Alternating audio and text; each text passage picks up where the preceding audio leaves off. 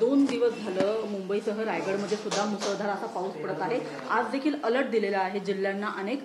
रायगडमधली सध्याची काय परिस्थिती आहे, आपण काय आढावा घेतला? साधारणपणे 15-16 ऑगस्ट पासूनच मुसळधार पाऊस हे रायगडमध्ये, त्याचबरोबर रत्नागिरी, सिंधुदुर्गच्या काही भागांमध्ये सुद्धा आणि ठाणे, पालघर या संपूर्ण परिसरामध्ये मुंबईसह आपल्याला पाहायला मिळतोय। मराठवाड्यामध्ये सुद्धा मोठ्या प्रमाणामध्ये तिथं शेतीचं असेल, पिकांचं असेल, अतिवृष्टीमुळे किंवा पावसामुळे त्या ठिकाणी नुकसान झाले।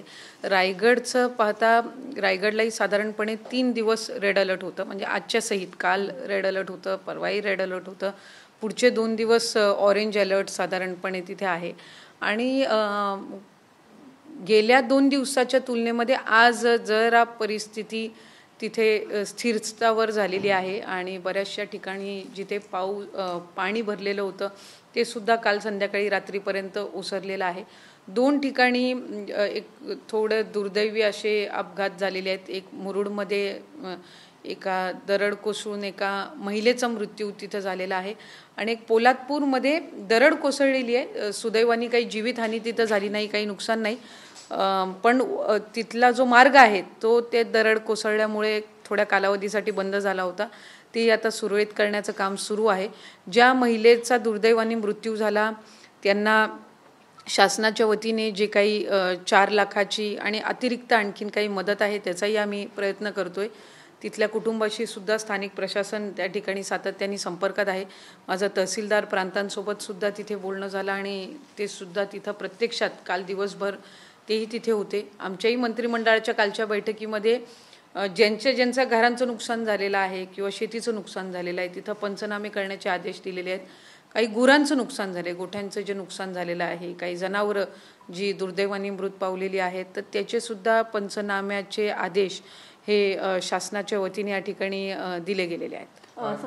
डालघर, उनेगाव तसेच लोणेगाव या जे गावं आहेत त्यातील जो येण्याचा रस्ता आहे त्याच्या पुलाला पाणी लागलेलं, काही गावं स्थलांतरित करण्यात आलेली आहेत का त्या संदर्भात ते माहिती? नाही, साधारणपणे 3 दिवस जो काही सातत्याने पावसाचं प्रमाण जे आपण बघत आहोत त्यामध्ये श्रीवर्धन, मसळा असेल, माणगाव असेल, रोहा, तळा असेल, पेणच्या काही भागामध्ये, अलिबागमध्ये, काही महाड पोलादपूरच्या परिसरामध्ये, तर त्यामध्ये काही रस्ते जे आहेत हे पाण्याखाली गेलेले होते, पण आता साधारणपणे पाणी ओसरायची सुरुवात झालेली आहे। एक आहे की याच्यामध्ये आम्ही धरणाचं पाणी ज्या वेळेला सोडलं जातं त्यावेळेला कालही शासनाने आदेश दिले होते, त्याच्या आधी आम्ही स्थानिक प्रशासनाला त्या ठिकाणी सूचना दिल्या होत्या की रात्रीच्या कालावधीमध्ये ते सोडलं जाऊ नये, कारण मग लोकांमध्ये पॅनिक होतं आणि मग ते अचानक जर घरामध्ये पाणी रात्रीच्या वेळेस आलं, कारण साधारणपणे पावसाचं प्रमाण इतकं आहे की डॅमचं पाणी सोडणं आणि ती दारं उघडणं त्याच्याशिवाय दुसरा समोर काही पर्यायही नसतो, त्यामुळे प्रोपोर्शनेट पद्धतीनं ते सोडणं आणि त्याचबरोबर अलर्ट त्याच्या आधी नागरिकांना करणं आणि शक्यतो रात्रीच्या वेळेस त्या ठिकाणी ते सोडलं जाऊ नये, कारण गेल्या कालावधीमध्ये 1-2 वर्षापूर्वी अशा काही राज्यामधल्या घटना आपण बघितल्यात जिथं रात्री त्यांना पाणी अचानक म्हणजे पावसाचं प्रमाण वाढल्यामुळे सोडावं लागलं आणि मग रात्रीच्या कालावधीमध्ये लोकांच्या घरात वगैरे पाणी शिरल्यानंतर एक पॅनिकनेस हे त्याच्यामध्ये आपल्याला पाहायला मिळालं। तर साधारणपणे दिवसा ते सोडण्यात यावं, त्याआधी सुद्धा नागरिकांना अलर्ट केलं जावं, अशा पद्धतीच्या सूचना या आम्ही दिलेल्या आहेत। जिथं जिथं पाणी भरण्याची शक्यता आहे तिथं स्थानिकांसोबतही आम्ही संपर्क करतोय, स्थानिक प्रशासनालाही ते आदेश दिलेले आहेत की त्यांनी सायरन्स असतील किंवा रिक्षा किंवा त्या लाऊडस्पीकरच्या माध्यमातून त्यांनी लोकांना अलर्ट करणं। स्थानिक ज्या रेस्क्यू टीम्स आहेत यांना सुद्धा प्रशासन, पोलीस प्रशासनाने आम्ही सुद्धा त्या ठिकाणी संपर्क केलेला आहे। NDRFची एक टीम 4 महिन्याच्या कालावधीसाठी रायगडमध्येच बेस्ड असते, त्यामुळे ती एक टीम तिथं सातत्याने तैनात आहे, म्हणजे साधारणपणे जून महिन्याच्या कालावधीपासूनच आलेली आहे आणि ती सुद्धा तिथे आहे। आणि त्यासोबतच ज्या लोकल रेस्क्यू टीम्स आहेत ज्या इतर वेळेला सुद्धा अशा सगळ्या परिस्थितीमध्ये रेस्क्यू ऑपरेशनसाठी पुढे येत असतात त्यांना सुद्धा आम्ही सगळ्यांनी अलर्ट मोडवर आणि संपर्कात ठेवलेला आहे।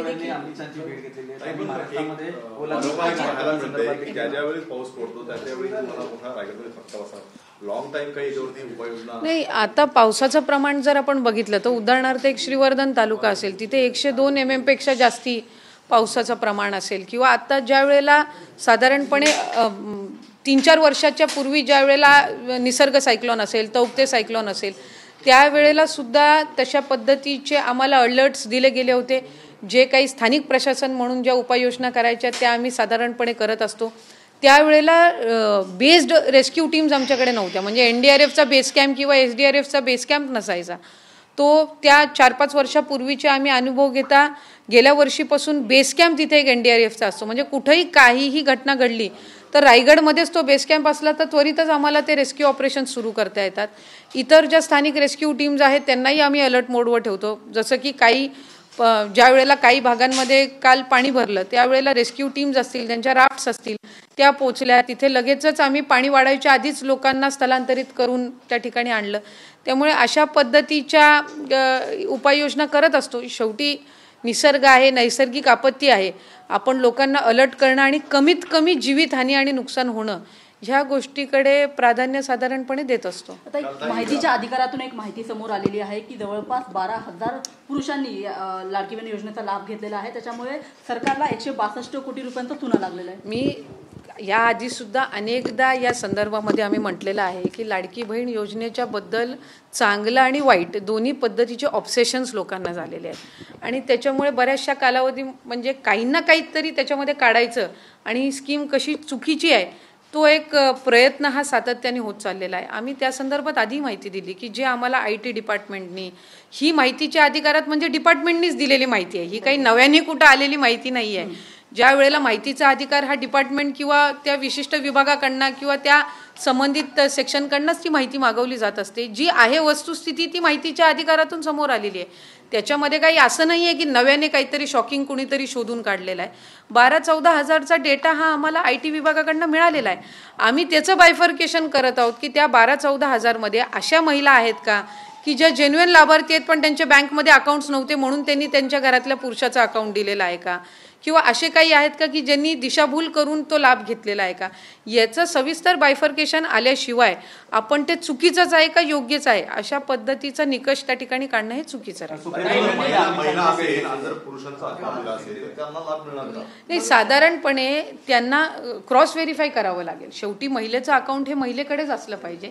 त्यावेळेला 28 जूनला ही ज्या वेळेला योजना जाहीर केली 1 जुलैपासूनच फॉर्म्स भरण्याची इतक्या मोठ्या प्रमाणामध्ये होती. मला आपल्या माध्यमातून सांगायचं की 50 लाख असे अकाउंट्स आहेत ज्यांचं आधार सीडिंगच नव्हतं, जे या योजनेच्या निमित्ताने करण्यात आलं. म्हणजे त्याचा बेनिफिट त्यांना ह्या स्कीम पुरतच नाही, पुढेही त्यांचं जे आधार कार्ड आहे ते त्यांच्या बँक अकाउंटला सीडेड राहणार आहे. पण असे काही असतील ज्यांचं कदाचित स्वतःचं खातं नसेल, घरातलं एकच खातं असेल पुरुषाचं आणि त्यांनी ते त्यांच्या फॉर्ममध्ये भरलेलं असू शकते.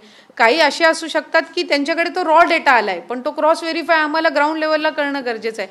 त्यामुळे या सगळ्या बाबी आहेत जिथपर्यंत आमच्याकडे त्या संदर्भातला फायनल डेटा आणि बायफर्केशन येत नाही त्यामुळे त्याबद्दलची टिप्पणी किंवा एखाद्या कन्क्लुजनला आपण येणं हे काही योग्य राहणार नाही. त्यांनी जी काही भेट घेतली ही त्यांच्या खासदारांच्या समवेत त्यांचे काही स्थानिक प्रश्न असतील त्या संदर्भामध्ये घेतलेली असेल. त्याच्यामुळे ते देशाचे गृहमंत्री आहेत. देशाच्या गृहमंत्री आणि जे सुप्रियाताईंच्या सोबत जे सगळे भेटले हे सांसद आहेत म्हणजे खासदार आहेत. त्यांच्या मतदारसंघातले काही विविध प्रश्नांच्या संदर्भात ते भेटलेले असतील. त्याच्यामुळे त्याच्यामध्ये अधिकचं काही भाष्य करणं हा माझा नैतिक अधिकार सुद्धा काल कॅबिनेट झाली आणि कॅबिनेटमध्ये DPDCच्या निधी संदर्भात चर्चा झालेली आहे. आता कुठं सूत्र ठरलेलं आहे त्यामुळे ती अडचण दूर झाली का, कमी जास्त निधी भेटलेला विषय निधीच्या त्या संदर्भातला नव्हता, म्हणजे वाटपाचा नव्हता.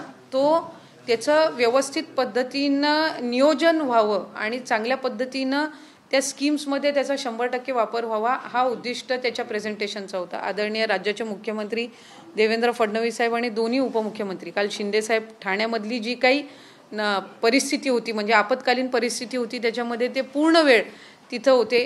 अजितदादा आणि बाकी इतर मंत्रिमंडळ आम्ही सगळेच त्या वेळेला कॅबिनेटमध्ये होतो. त्यामुळे जिल्हा नियोजनच्या बैठकीमध्ये अधिक लोकाउपयोगी कामं असतील, इन्फ्रास्ट्रक्चरची कामं असतील ती चांगल्या पद्धतीने इम्प्लिमेंट कशी केली जावी ह्या संदर्भातलं ते सादरीकरण होतं. आणि त्यामध्ये काही सूचना या मंत्रिमंडळातील म्हणजे सन्मान्य मुख्यमंत्री, उपमुख्यमंत्री आणि मंत्रिमंडळातील काही सदस्यांच्याही आल्या आणि त्यानुसार अधिक सक्षमपणे पुढच्या कालावधीमध्ये जिल्हा नियोजनचा निधी कसा वापरता येईल या संदर्भामध्ये आम्ही त्याच्यामध्ये चर्चा झाली। या निधीचं वाटप करण्यासाठी शेवटचा प्रश्न, या निधीचं वाटप करण्यासाठी तुमच्या जिल्ह्याला पालकमंत्री कधी मिळाले? नाही, त्याच्यासाठी वाटप करण्यासाठी पालकमंत्री असलाच पाहिजे अशा पद्धतीचं काही नाही। आज नाशिक असेल, रायगड असेल, स्वतः मुख्यमंत्री, दोन्ही उपमुख्यमंत्री त्यावर लक्ष ठेवून आहेत आणि या गोष्टीचा मी उल्लेख याआधी सुद्धा केलेला आहे की पालकमंत्री जरी नसला तरी जिल्ह्यावर निधीच्या बाबतीतला कुठलाही अन्याय होणार नाही ही दक्षता तिन्ही नेत्यांनी घेतलेली आहे। रायगढ़ में क्या स्थिति है और किसी भी आपातकालीन स्थिति से 72 आवर्स से जो लगातार बारिश हो रही है उस बारे में रेड अलर्ट है, ऑरेंज अलर्ट जो है, जिस वक्त हमें क्लाइमेट डिपार्टमेंट से मिलते जा रहे हैं या लोकल हमारी जो डिस्ट्रिक्ट एडमिनिस्ट्रेशन है उनसे मिलते जा रहे हैं, उस हिसाब से हमने वहाँ पे जो रेस्क्यू ऑपरेशंस की जो टीम्स होती है या फिर हमारा जो लोकल एडमिनिस्ट्रेशन है वो पूरी तरह से तैनात है। जहाँ जहाँ पे पानी या लैंडस्लाइड की परेशानी हो वहाँ पे हमने अलर्ट जारी किए हैं। 1-2 घटनाएं वहाँ पे हुई है, उसमें भी हमारे जो लोकल एडमिनिस्ट्रेटर्स है वो वहाँ पे पहुँचे हैं और उनको जो भी कॉम्पेंसेशन गवर्नमेंट की तरफ से दिया जाना चाहिए उस हिसाब से वहाँ पे पूरी प्रोसीजर है वो चल रही है। हमने लोगों से भी दरखास्त की है कि वो अलर्ट रहे और अगर ज़्यादा ज़रूरी ना हो तो वो घर से बाहर ना निकले, क्योंकि आज भी रेड अलर्ट है, कल भी था और अगले 2 दिन के लिए ऑरेंज अलर्ट है। और उस हिसाब से आज भी स्कूल, कल और आज दोनों दिन स्कूल बंद थे और कुछ गवर्नमेंट ऑफिसेस भी जो इमरजेंसी ऑफिसेस नहीं है उसके अलावा जो ऑफिसेस थे उनका भी हमने जो राइट है वो लोकल एडमिनिस्ट्रेशन के पास दिया था कि वो डिसाइड करे सिचुएशन को देख के कि वो जो ऑफिसेस है वो खुले रखने हैं या फिर उन्हें एक दिन की ये जो क्लाइमेट कैलामिटी है उसकी तरफ से उसकी वजह से उनको कोई लीव देनी है या कुछ रिलीफ देना है। महाराष्ट्र के राज्यपाल सीपी राधाकृष्णन को एनडीए ने उपराष्ट्रपति पद का उम्मीदवार बनाया, आज नॉमिनेशन फाइल कर रहे हैं, क्या कुछ आप विशेष नहीं होने? बिल्कुल, हमारे सारे महाराष्ट्र की तरफ से उन्हें शुभकामनाएं रहेंगी। हमारे राज्य के मुख्यमंत्री देवेंद्र जी फडणवीस सर ने उन्हें जब वो यहाँ से दिल्ली की ओर रवाना हो रहे थे तभी उन्हें राज्य की तरफ से शुभकामनाएं दी है और उनके मार्गदर्शन में हमने केवल राज्य नहीं, महिला व बाल विकास विभाग ने भी कुछ नए और इनोवेटिव काम करने की कोशिश की है। आगे भी उनका गाइडेंस हमें मिलता रहेगा, यही आशा है।